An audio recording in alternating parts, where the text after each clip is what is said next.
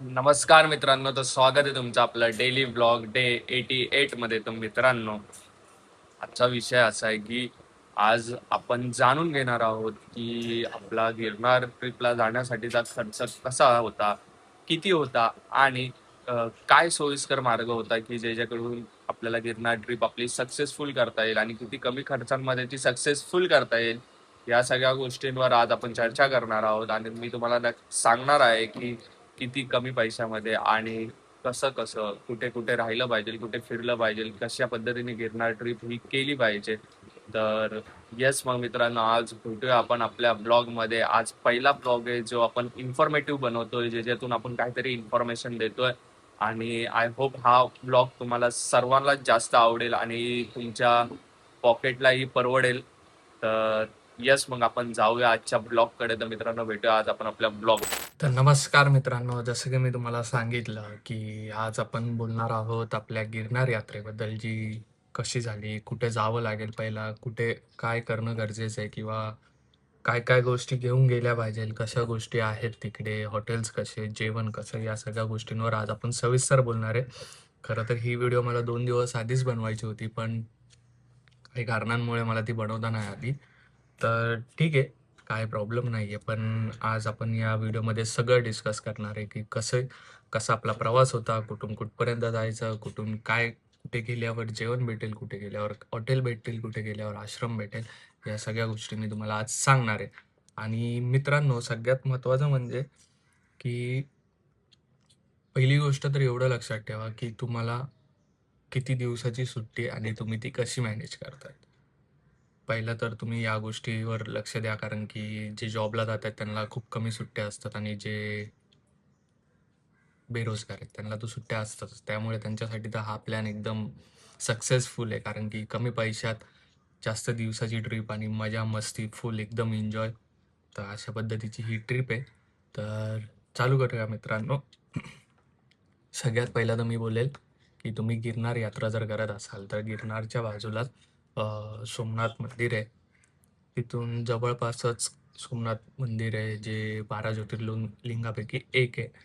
त्याच्यानंतर अ, जुनागड फोर्ट आहे.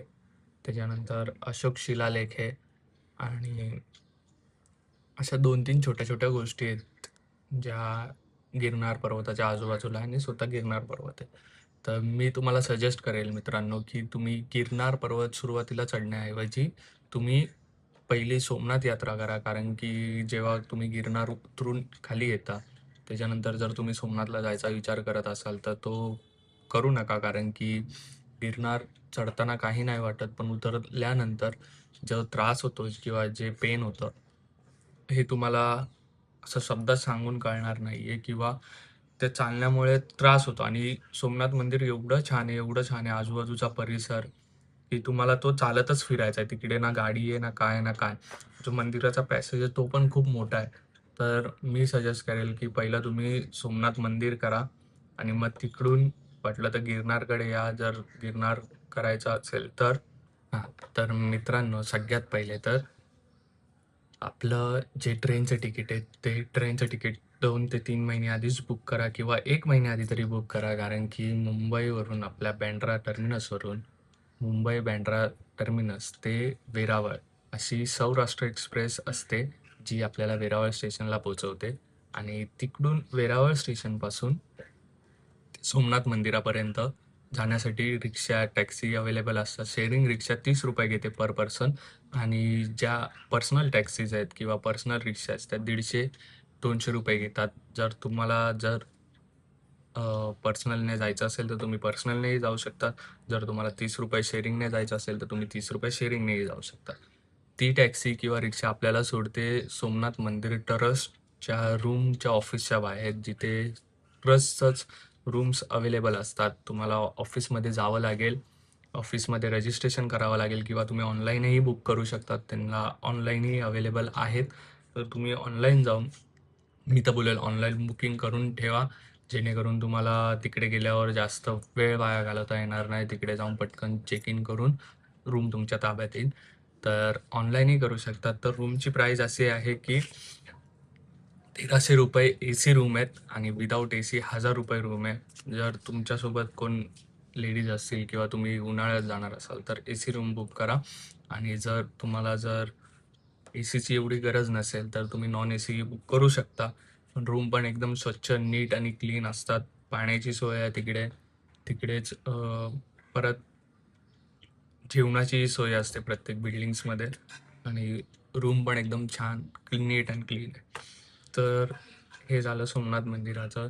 त्याच्यानंतर ना मित्रांनो, तुम्ही जाऊ शकतात संध्याकाळी फ्रेश होऊन किंवा तिकडे पोहोचल्यानंतर रूम घेतल्यानंतर ना फ्रेश होऊन तुम्ही जाऊ शकतात मंदिराच्या दर्शनाला किंवा बीचवर जाऊ शकतात. 2 ऑप्शन आहेत तुमच्याकडे. बीचसाठी काहीतरी 10 ते 20 रुपये तिकीट आहे आणि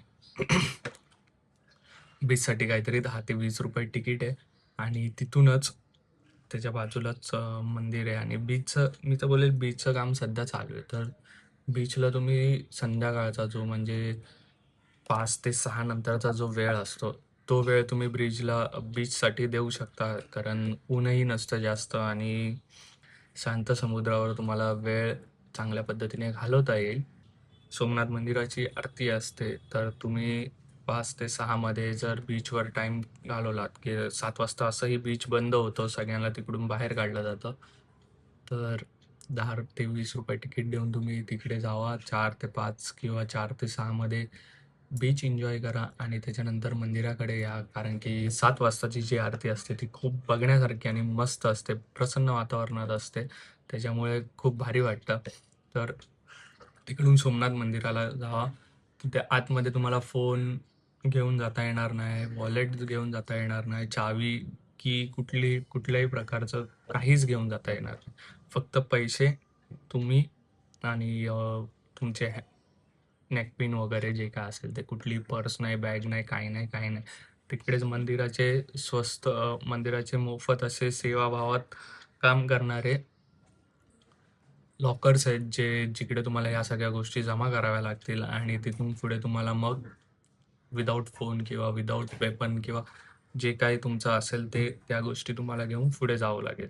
म्हणजे जर तुम्ही आतमध्ये जाताय तर तिकडे तुम्हाला काहीच अ, घेता येणार नाही किंवा काही तुम्हाला बघताय मोबाईल वगैरे घेऊन जाता येणार नाही. तर आपण मंदिरात जाताय तर मंदिरात जाताना मोस्टली कॅश घेऊन जावा. जसं की आतमध्ये प्रसाद भेटतो, रुद्राक्षाच्या माळा भेटतात, बऱ्याच गोष्टी आहेत, अगरबत्ती वगैरे अशा बऱ्याच गोष्टी भेटतात ज्या ट्रस्ट करून अवेलेबल आहेत. तर जर तुम्हाला असं काही खरेदी करायचं असेल तर तुम्ही मंदिरात जावा आणि जाताना कॅश घेऊन जावा. कारण की Google Pay वगैरे तिकडे त्या सगळ्या गोष्टींसाठी मोबाईलच आतमध्ये सोडत नाही. तर ठीक आहे. मंदिरात गेल्यानंतर मित्रांनो, मंदिर खूप मोठं आहे, खूप बघण्यासारखं आहे आणि मंदिरावरचं नक्षीकाम तुम्ही वाह! एक नंबर. मी तर बघतच राहिलेलो मंदिर. कारण की मित्रांनो, आजूबाजूचा परिसर एवढा छान आहे, शांत वातावरण आहे, समुद्र आहे बाजूलाच. समुद्राच्या लाटांचा आवाज येतो, पाण्याचे स्प्रे येतो, लाटांचा स्प्रे येतो जर भरती असेल तर. आणि तसंच संध्याकाळी 7 ते 8 मध्ये ना लाईट शो पण होतो. लाईट शोला तिकीट आहे काहीतरी 30 का 40 रुपये तिकीट आहे.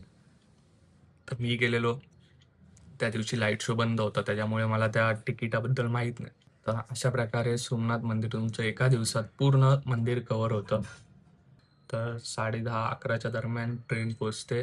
तिकडे जाऊन आराम करू शकता आणि मंदिराच्या बॅक साईडलाच जिथे आपलं हॉटेलचं ऑफिस आहे, जिथे रिक्षा तुम्हाला सोडते, त्याचा रस्ता क्रॉस करून मंदिराची जेवणाची सोय आहे ट्रस्टची, जिथे फ्री जेवण भेटतं. जिकडे तुम्ही दान करू शकतात, की तुम्हाला जर स्वखुशीने काही दान करायचं असेल तर तुम्ही भंडाऱ्यासाठी दान करू शकतात. आणि जेवण सात्विक आहार असतो. खूप मस्त असतं जेवण. डाळ, भात, भाजी, चपाती असेल तर चपाती किंवा भात, नॉर्मल भात असेल तर डाळ असते. जर खिचडी असेल तर लोणचं, पापड सगळ्या गोष्टी असतात. खूप छान असतं. सात्विक आहार असतो. मजा येते खायला आणि स्वीट्स पण असतं एखादं. तिकडे दह्याचे प्रकार जास्त असल्यामुळे ताक हे तुम्हाला सगळ्या जेवणासोबत भेटेल. सगळीकडे भेटेल. तर दुपारचं जेवण तुम्ही तिकडे करू शकता. तसंच दर्शन झाल्यानंतर मग 9 ते 9:30 ते 10च्या दरम्यान मंदिर बंद होतं. तेव्हाही सगळ्यांना मंदिराच्या आवाराच्या बाहेर काढलं जातं. तर तेव्हाही तुम्ही जेवण करून आपल्या रूमवर जाऊन आराम किंवा रेस्ट घेऊ शकतात. रेस्ट झाल्यानंतर दुसऱ्या दिवशी आम्ही गेलो होतो. ॲक्च्युली आम्हाला जायचं होतं विसावदरला, जिथे आनंदगिरी बापूंचं आश्रम आहे, दिगंबर आश्रम आहे. तिकडे आम्हाला जायचं होतं. पण आम्हाला त्यांच्या लोकल ट्रेन आहेत, गुजरातच्या लोकल ट्रेन्स आहेत, ज्या छोट्या-छोट्या गावांमध्ये प्रवास करतात. छोट्या ट्रेन आहेत. तर त्या ट्रेनचा टायमिंग आणि आमचा टायमिंग मिसमॅच झाला. कारण की आम्ही रिक्षावाल्यांना विचारलेलं की किती वाजता जाते ती ट्रेन. तर रिक्षावाल्यांनी 2-3 टाईम सांगितलेले, पण ती ट्रेन एकाच टायमिंगला होती, मॉर्निंगला सकाळी 6 वाजता. तर तो आमचा मिसमॅच झाला आणि आम्ही स्टेशनला पोहोचलो. स्टेशनला गेल्यानंतरनं ऑलरेडी आम्हाला लेट झालेला पोचायला, जसं की तुम्ही व्लॉगमध्ये बघितलं. तर ऑलरेडी आम्हाला लेट झालेला आणि आम्ही स्टेशनला पोहोचलो तेव्हा तर ट्रेन कॅन्सल झालेली. त्याच्यानंतरनं मग परत आम्ही तो सगळा गोंधळ आवरून आम्ही पोहोचलो बस स्टँडवर.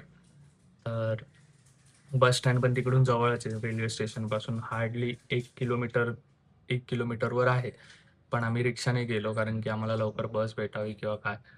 तर आम्ही तिकडून जुनागडसाठी बस पकडली. वेरावळ ते जुनागड ₹86 तिकीट आहे.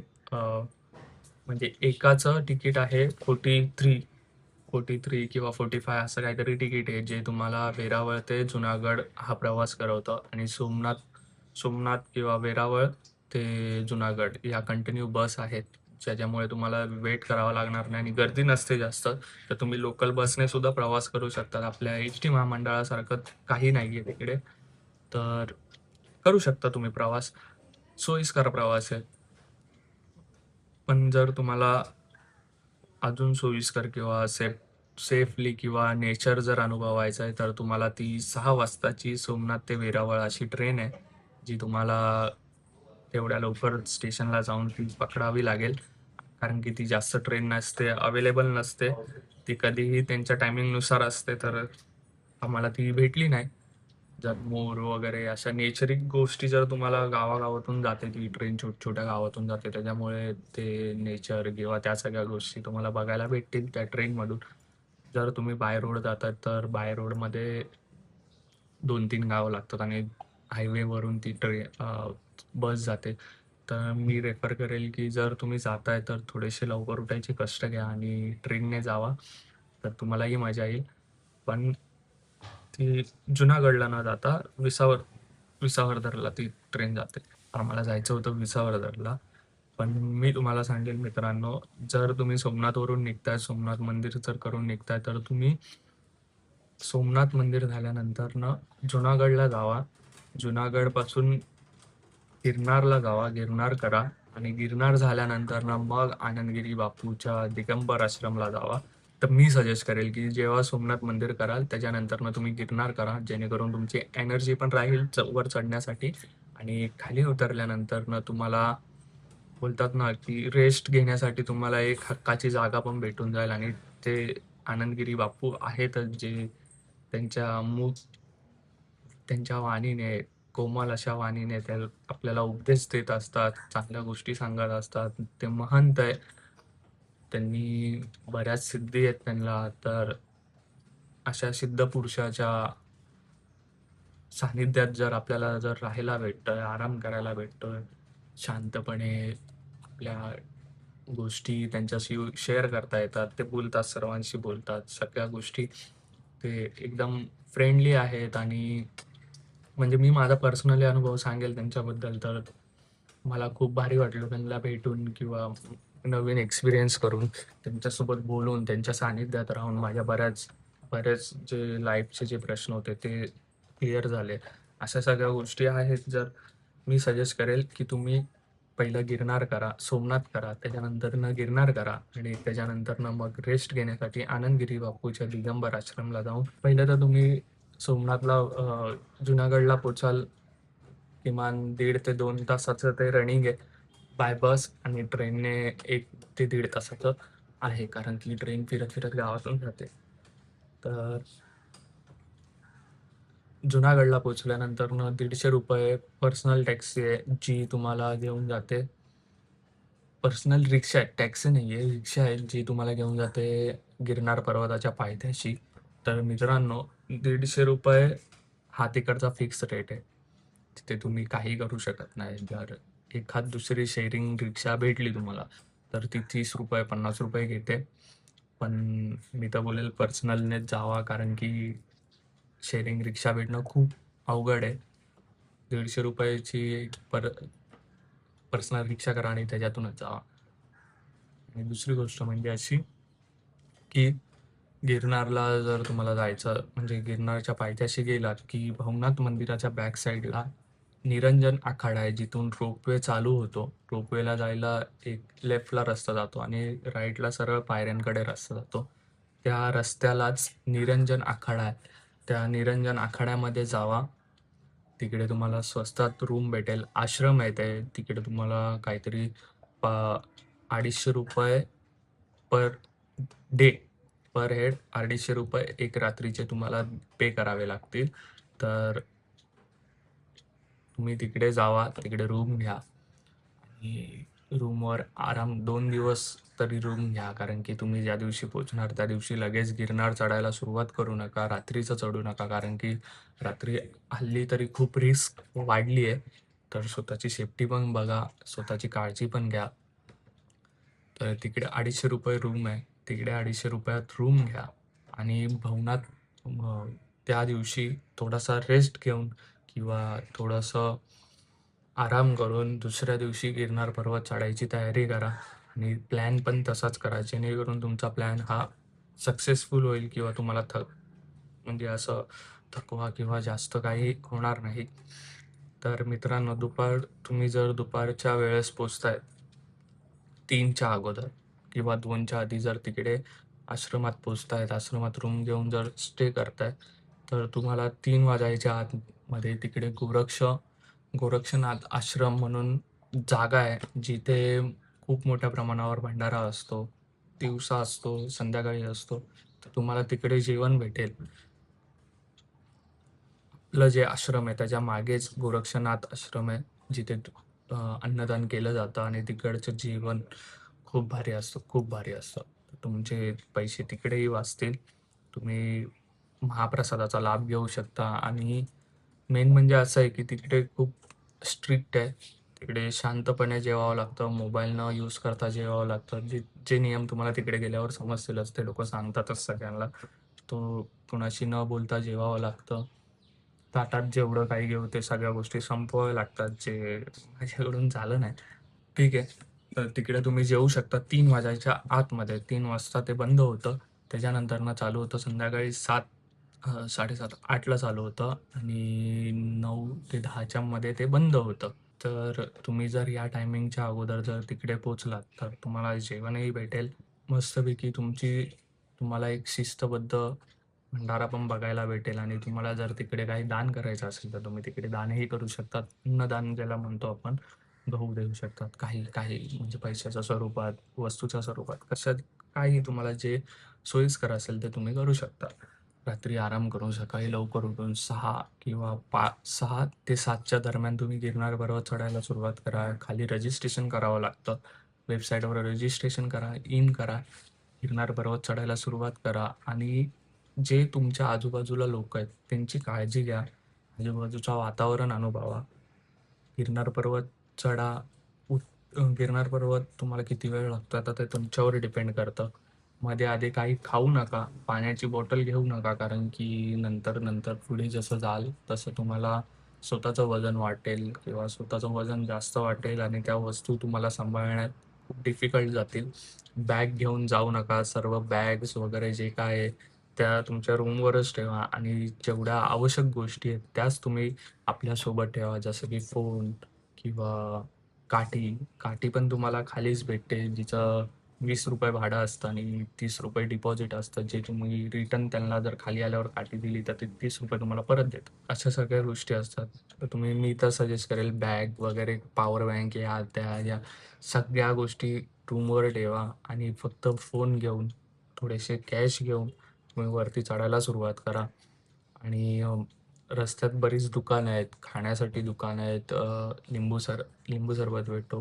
बरेच दुकानं आहेत, ज्याचे वेगवेगळ्या गोष्टी भेटतात. फ्रूट सॅलड भेटतात, सगळ्या गोष्टी भेटतात. पण मी तुम्हाला सजेस्ट करेल मित्रांनो, की 3,000 पायऱ्या चढा. 3,500 थोडेसे कष्ट घ्या आणि वरती जैन मंदिरात पाण्याची सोय आहे, तिकडेच पाणी घ्या. कारण की जर तुम्ही वरती पाणी घ्यायला जाल, तर तिकडे पाण्याची बॉटल ही तुम्हाला ₹80 भेटते, जी ब्रँडेड सील पॅक असते. आणि साधं जे पाणी रिपीट केलं जातं, म्हणजे भरून बॉटल ठेवली जाते, ती पाण्याची बॉटल काहीतरी ₹50 ला आहे. तर मी सजेस्ट करेल, की असं रिपीट किंवा पाणी भरलेलं पाणी पिऊ नका. आणि ₹80 जर तुमची घालवायची ताकद आहे, तर तुम्ही घालवू शकता. असं काही नाही. पण 3000 पायऱ्यानंतरनं पाणी पिण्याची सोय आहे, जी स्वच्छ आणि एकदम मस्त पाणी होतं, ज्याची टेस्ट पण वेगळी लागत नव्हती. जे नॉर्मल पाणी घेतलेलं त्याची टेस्ट वेगळी लागते. तसं इथे काहीच नव्हतं. स्वच्छ पाणी होतं आणि मी तरी तेच केलं, की जैन मंदिराकडे गेलो आणि पाण्याची बॉटल घेतली. पाण्याची बॉटल नाही घेतली, सॉरी, तिकडचंच पाणी पिलं आणि मग मी पुढचा प्रवास चालू केला. त्याच्यानंतरनं थोड्या 3000 पायऱ्या आल्यानंतरनं रेस्ट घ्या. जैन मंदिर जैन मंदिरात जायला परवानगी नाही आहे. जैन लोकच तिकडे जाऊ शकतात. त्याच्यामुळे आपल्याला आतमध्ये जाता येत नाही आणि बाहेरून बघता येतं. बाहेरून बघा, आनंद घ्या. खूप भारी मंदिर आहे. त्याचं पण स्ट्रक्चर खूप भारी आहे. आणि तिथून पुढे गेल्यानंतर ना एक सुमारे 5000 पायऱ्यांना अंबामाता मंदिर आहे. तर जिथे तुम्ही दर्शन करू शकता. जिथे रोपवे उतरतो. तर 2000 पायऱ्यानंतरनं तुम्हाला परत दुकानं वगैरे लागतात. तर तुम्ही तिकडे नाश्ताही करू शकता. पोहे, उपमा, इडली, मेंदूवडा, समोसे, चणे या सगळ्या गोष्टी असतात. तर तुम्हाला जे सोयीस्कर असेल तिकडे तुम्ही थोडंसं खाऊ शकतात आणि रिझनेबल रेट आहे. ₹40, ₹50 असा रेट आहे. पण पाण्याची बॉटल वगैरे या सगळ्या गोष्टी महाग आहेत. तर बघा, तुम्हाला जसं परवडतंय तसं तुम्ही किंवा तुमच्या खिशाला जे सोयीस्कर आहे त्या गोष्टी करा. आणि तिथून पुढे 5000 पायऱ्यानंतरनं प्रवास एवढा सोयीस्कर आणि गार हवेशीर होतो, जो नेचर जी हवा देते, जी एअर पुरवते आपल्याला किंवा जो फील देतो, ते तर खूप नेक्स्ट लेव्हल असतं. कारण की मी मी जैन मंदिराकडे पाणी पिलेलो. त्याच्यानंतरनं तिकडे रेस्ट घेतलेली. त्याच्यानंतर मी डायरेक्ट अंबामाता मंदिराच्या इथे दर्शन घेतलं आणि थोडेसे चणे खाल्ले. त्याच्यानंतर आम्ही डायरेक्ट गोरक्षा टेकडीलाच थांबलेलो. तुमच्यावर आहे, तुम्ही कसं जाताय किंवा काय. तर मित्रांनो, तिथून पुढे गेल्यानंतरनं तुम्हाला आपलं गोरक्षा टेकडी लागते. गोरक्षा टेकडी उतरून झाल्यानंतरनं आपल्याला एक कमान लागते, जी आपल्याला घेऊन जाते. गुरु शिखराचा प्रवास आपला चालू होतो. तिथूनच त्या कमानीच्या बाजूलाच एक खाली उतरण्यासाठी एक रस्ता आहे, जी आपल्याला तिकडे गोरक्षधुनी बघायला भेटते. ते आश्रम आहे आणि तिकडेच आपल्या भोजनाची पण सुविधा असते. दररोज महाभोजन असतो, महाप्रसाद असतो तिकडे. तिकडेही त्याच पद्धतीचं नियम आणि काटेकोरपणा पाळला जातो, जे तुम्हाला तिकडे गेल्यावर समजेलच. तर तुम्ही जर दर्शन करून खाली येताय, तर खाली येऊ नका. कारण की कमानीच्या बाजूलाच महाप्रसाद आहे. तिकडे जावा, महाप्रसाद घ्या, म्हणजे तुमच्या दुपारच्या जेवणाची सोय होते. तुम्ही तिकडेही तुम्ही अन्नदान करू शकतात. पैशाच्या स्वरूपात, धान्याच्या स्वरूपात किंवा कुठल्याही गोष्टीच्या स्वरूपात तुम्ही तिकडे अन्नदान करू शकता. तर खाली उतरून जेवून पुन्हा थोडंसं एक 50 एक पायऱ्या आहेत, त्या चढून तुम्ही फक्त वर या आणि मग आपल्या परतीच्या प्रवासाला सुरुवात करा. मी तर बोलेल, की ज्यांना सोयीस्कर आहे, ज्यांना चालायला जमत नाही किंवा ज्यांना कठीण जातंय चालणं, त्यांनी रोपवेने खाली या. जर ज्यांना खरंच चालायची ताकद आहे, जी करू शकतात, तर त्यांनी पायऱ्यांनी खाली या. कारण की जेवढा चढताना त्रास होत नाही, त्याच्याही डबल त्रास उतरताना होतो. कारण की पायातल्या सगळ्या मसल्स ह्या जाम झालेल्या असतात आणि जेव्हा तुम्ही खाली उतरत असतात, तेव्हा तुमचा पूर्ण लोड हा पायावर असतो आणि लिटरली पाय असे शिवरिंग होत असतात. त्याच्यामुळे मी सजेस्ट करेल, की जर तुम्हाला जमत असेल तरच तुम्ही येताना पायऱ्याने खाली या. जर नसेल जमत तर तुम्ही रोपवेने खाली आलात तरी चालेल. हळू जा. कुणी घाई करू नका. काळजी घ्या एकमेकांची. गार हवा असते. खूप मोठ्या प्रमाणावर हवेचा दाब असतो.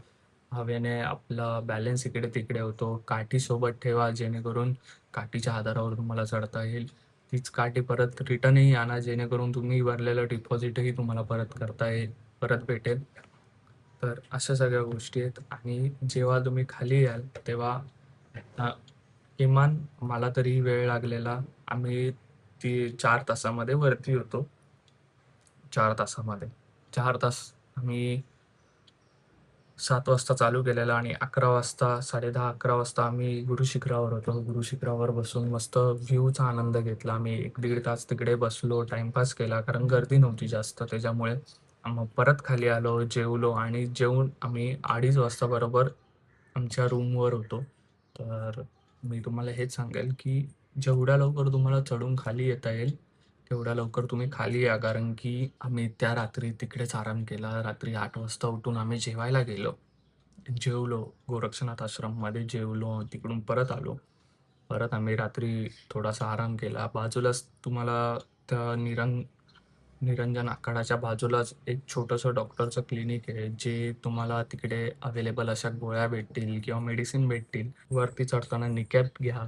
निकॅप जवळ ठेवा कारण की निकॅपने थोडाफार सपोर्ट भेटतो चढण्यासाठी.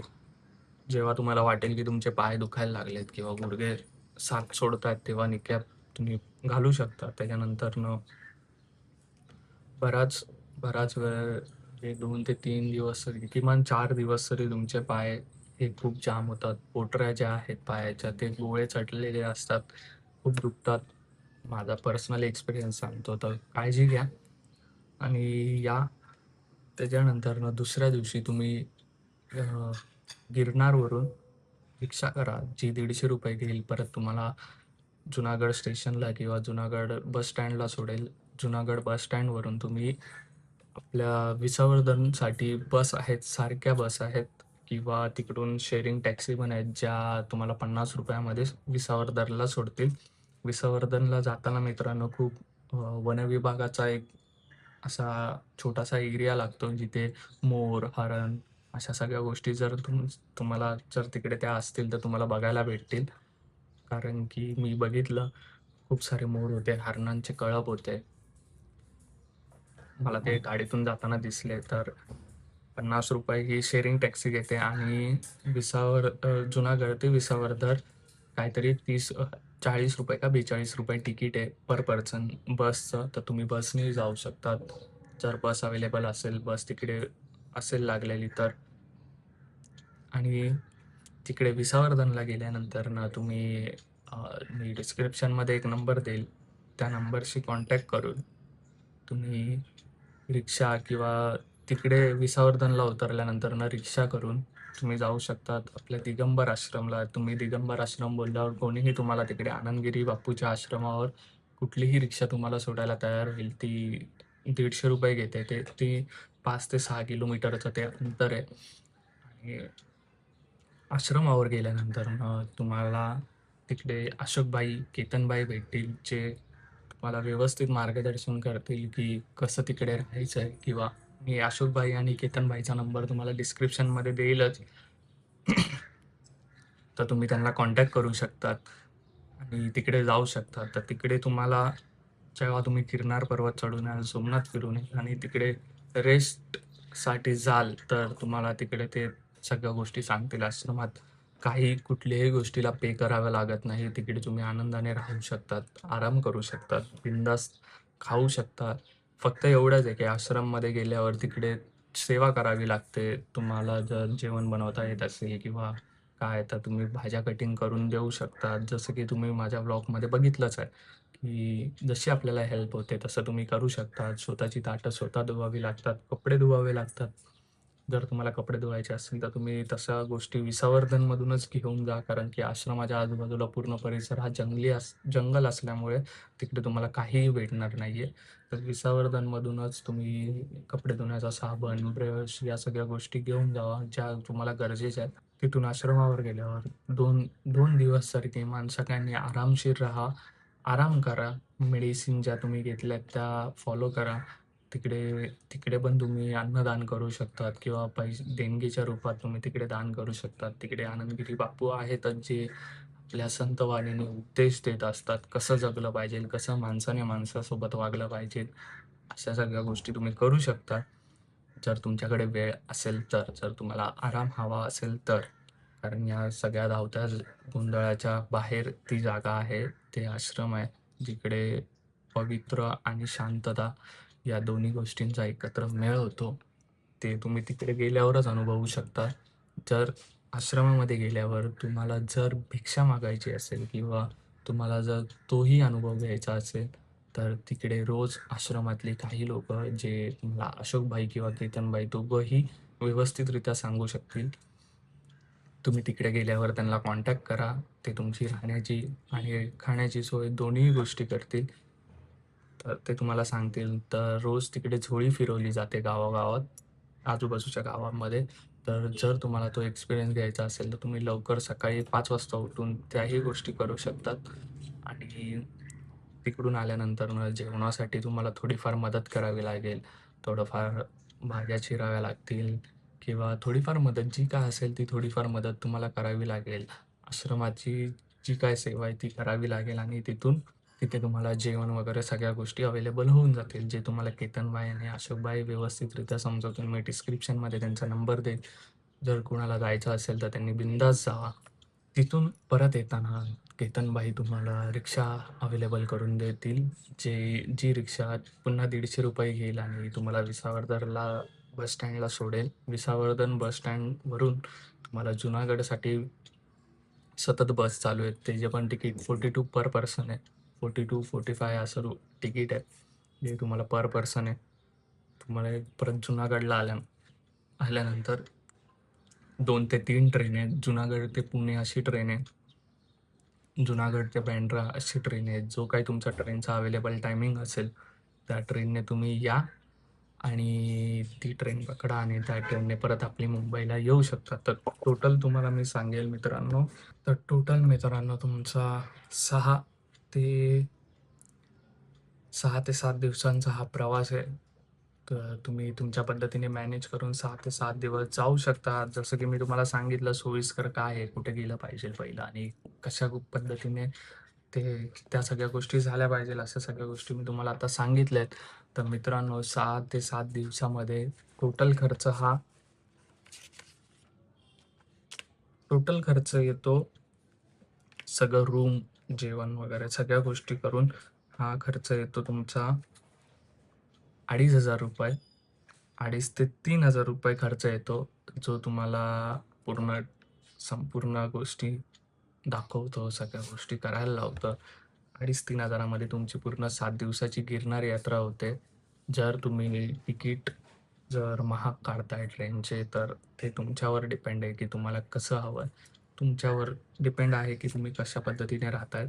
आश्रमात आत्ता सांगतोय ज्या गोष्टी तुम्ही लक्झरी गोष्टी आश्रमामध्ये एक्सपेक्टेड ठेवू नका. जर तुम्हाला लक्झरी गोष्टी हव्या असतील, तर तशा तशा जागा पण आहेत तिकडे, जिकडे तुम्ही जाऊ शकता. जसं की मी गोरक्षनाथ आश्रम सांगितलं. तिकडे थोडंसं लक्झरी आश्रम आहे, जे तुम्हाला तिकडे रूम पण थोड्या महाग भेटतील. तसं निरंजन आखाड्यामध्ये तुम्हाला फक्त झोपण्याची सोय असेल, जिकडे दुसऱ्या गोष्टी अवेलेबल नसणार आहेत.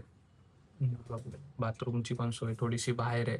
बाहेर म्हणजे एकदम बाहेर नाही आहे, पण ते ॲडजस्टेबल आहे. तर तुम्हाला जर ॲडजस्ट करायला होत असेल, जर तुम्हाला पॉकेटला कमी खर्च द्यायचा असेल, तर तुम्ही या गोष्टी करू शकता आणि 2,500 ते 3,000 मध्ये तुमची पूर्ण 7 दिवसाची गिरनार ट्रिप तुम्ही पूर्ण करू शकता. हे मी तुम्हाला गॅरंटेड लिहून देतो, जर तुमचं तिकीट आणि तुमच्या सगळ्या गोष्टीचा बजेट जर एकत्र बसत असेल तर. कारण की तिकडे मोस्ट ऑफ दी पैसे हे जेवणामध्ये वाचून जातात. राहण्याची सोय असल्यामुळे तिकडे स्वस्त सुविधा असल्यामुळे तिकडेही तुमचे पैसे वाचतात आणि आश्रमात स्टे केल्यामुळे तुमचे बरेचसे पैसे वाचतात. तर मित्रांनो, जर असं स्वइच्छित आहे, जिथे कुठे दान करायचं असेल तिकडे तुम्ही दान करू शकतात. ₹1,000, ₹1,000, ₹2,000, ₹3,000 ज्या गोष्टी काय असतील त्या गोष्टी तुम्ही करू शकतात. आणि जेव्हा फिराल किंवा गिरनारच्या इथे जेव्हा आजूबाजूच्या परिसरात फिराल, तिकडे आपल्या एका महाराष्ट्रीयन मित्राचं एक शॉप आहे. तिकडे तुम्ही जाऊ शकतात. भवनाथ मंदिराच्या बाजूलाच ते शॉप आहे सिद्धूबाईचं. तर सिद्धूबाईच्या माळाचं किंवा शंख अशा बऱ्याच गोष्टीचं दुकान आहे. मी तुम्हाला दाखवेल ते या ब्लॉगमध्ये. तिकडेही तुम्ही जाऊ शकतात, खरेदी करू शकतात. क्रिस्टल्स आहेत त्यांच्याकडे, बऱ्याच गोष्टी आहेत. तर असं सगळं आहे.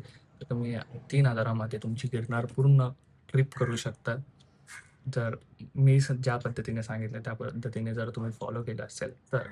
मित्रांनो, ही माझी पहिली इन्फॉर्मेशन व्हिडिओ होती. जी तुम्हाला कशी वाटली ही कमेंटमध्ये नक्की कळवा आणि आपल्या एच ब्लॉग या चॅनलला सबस्क्राईब करा आणि बेल आयकॉन दाबायला विसरू नका, जेणेकरून की तुम्हाला नवीन व्लॉग्सचे नवीन अपडेट भेटत राहतील.